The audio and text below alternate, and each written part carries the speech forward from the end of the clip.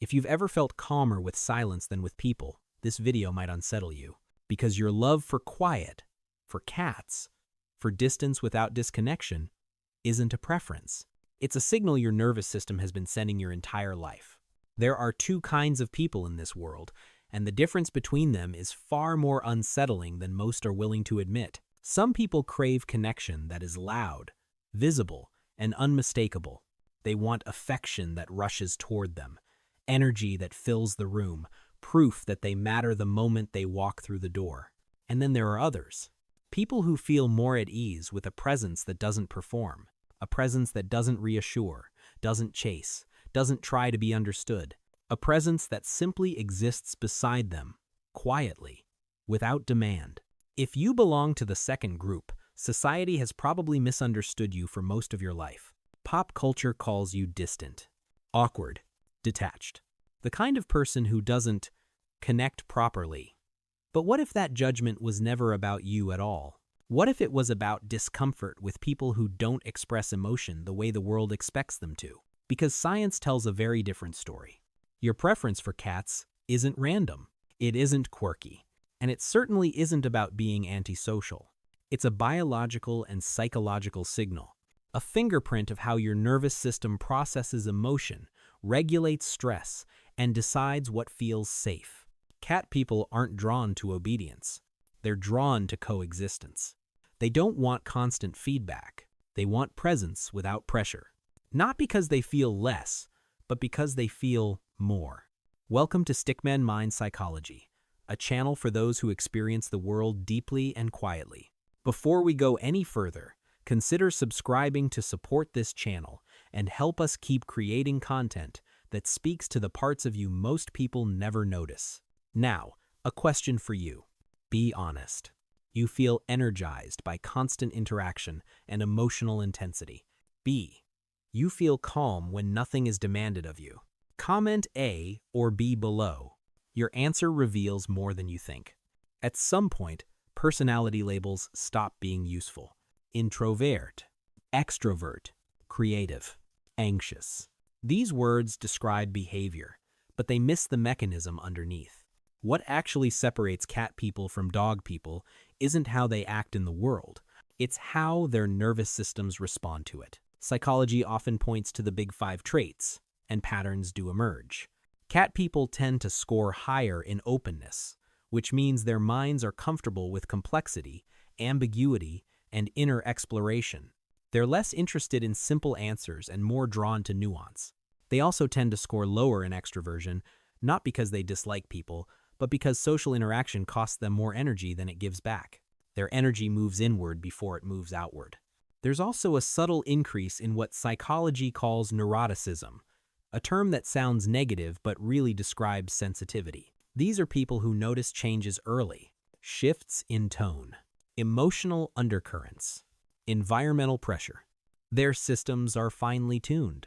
That tuning makes them perceptive, but it also makes them vulnerable to overload. This is where misunderstanding begins. From the outside, a regulated person can look withdrawn. In reality, they're constantly adjusting internally to stay balanced. They don't broadcast discomfort. They don't announce overstimulation. They quietly manage it. In a world built for speed, noise, and constant engagement, this kind of nervous system has to be selective. It can't afford unnecessary stimulation. It doesn't seek intensity to feel alive. It seeks environments that allow it to remain stable in the first place. When someone says they prefer cats, they're rarely talking about the animal. They're describing alignment between their inner wiring and an external presence that doesn't overwhelm it, between awareness and calm, between sensitivity and safety. Once you understand the nervous system, the appeal of cats stops being mysterious. It becomes precise. Some forms of companionship raise energy. They activate. They stimulate. They pull attention outward and keep it there. For certain nervous systems, that feels regulating. For others, it feels like noise layered on top of noise. What cat people respond to is the opposite mechanism. Not engagement, but settling. Not interaction, but shared stillness. A cat doesn't arrive with emotional momentum. It doesn't demand a response. It enters a space and adapts to it. That alone is regulating for a nervous system that spends much of its time anticipating expectations. There is no requirement to match mood, to perform warmth, or to manage another being's emotional state. The body is allowed to slow down without explanation. This is where regulation turns into co-regulation. A cat's movements are predictable. Its energy is contained. Even its presence has weight without urgency. And then there is the purr. Low, rhythmic, repetitive. Long before the mind interprets it as comfort, the body responds. Breathing deepens. Muscles soften. Vigilance drops. These frequencies signal safety at a level beneath language.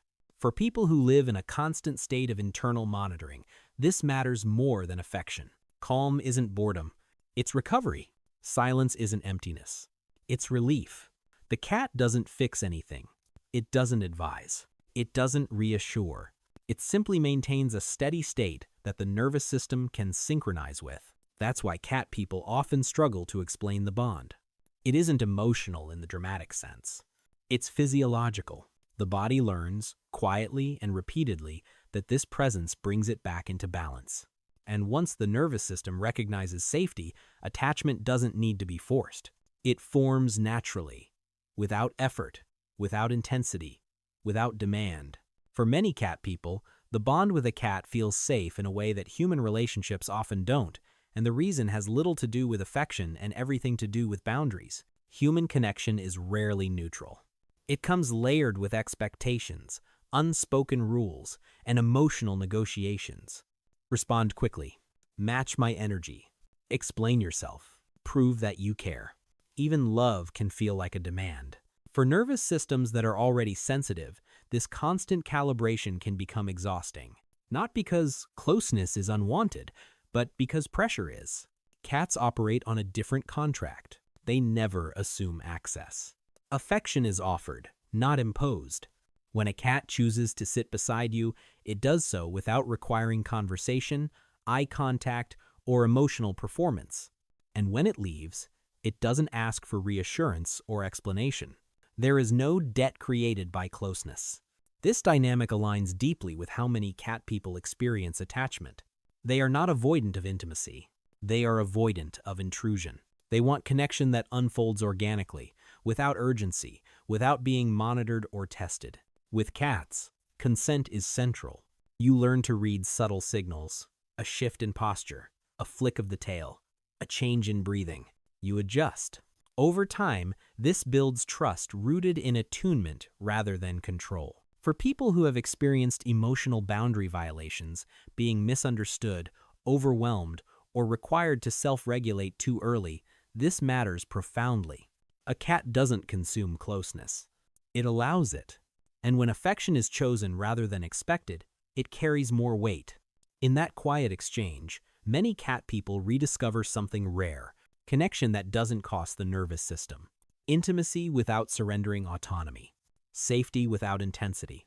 By the end of this, the question is no longer whether you love cats. The real question is what your body has been trying to protect all along. Maybe biology plays a role. Evolution certainly does. The human brain is wired to respond to certain shapes, movements, and rhythms long before logic gets involved. And yes, there is even an unsettling scientific footnote in the form of a microscopic parasite that may subtly influence perception and attraction. The research is debated, incomplete, and far from conclusive, but its existence points to something deeper and more uncomfortable, that not every preference is a conscious choice, that some attachments form beneath awareness, guided by chemistry, instinct, and nervous system learning. But here's the part that matters. Even if biology nudges behavior, the experience itself is still real. Safety felt in the body is not an illusion. Calm that returns without effort is not imaginary. When your nervous system consistently settles in the presence of something, that response becomes truth, regardless of its origin. Cat people are often described as quiet, analytical, or introspective, but those labels miss the essence. What defines them is not withdrawal from the world, but discernment. They don't chase intensity because intensity is expensive. They don't seek constant novelty because depth requires stillness. They don't confuse being loud with being alive. Loving cats is rarely about preference. It's about alignment. Between an inner pace and an external presence that doesn't try to change it. Between awareness and rest. Between a nervous system that has learned how easily it can be overwhelmed and a world that rarely slows down for anyone. Cats don't demand more of you. They don't ask you to become someone else. They simply allow you to exist at your natural speed. And for some people, that quiet permission is what finally makes the world feel livable. In the end, this was never really about cats. It was about understanding yourself at a deeper, more honest level. Your preferences are not random. They are signals from your nervous system, shaped by sensitivity, experience, and the environments where you feel safest. Cat people remind us that calm is not emptiness, quiet is not weakness, and depth often grows far from noise. The real insight is this: when you choose spaces, relationships, and rhythms that regulate rather than overwhelm you, life becomes more sustainable. Applying this means honoring your limits, curating your environment, and letting go of the pressure to perform connection the way others expect. Now, a simple question for you. Do you feel most at peace in stillness? Or do you need constant activity to feel alive? Please share your perspective in the comments so others can learn from it too. And if this video resonated with you, consider subscribing to the channel. Your support helps us keep creating thoughtful content like this.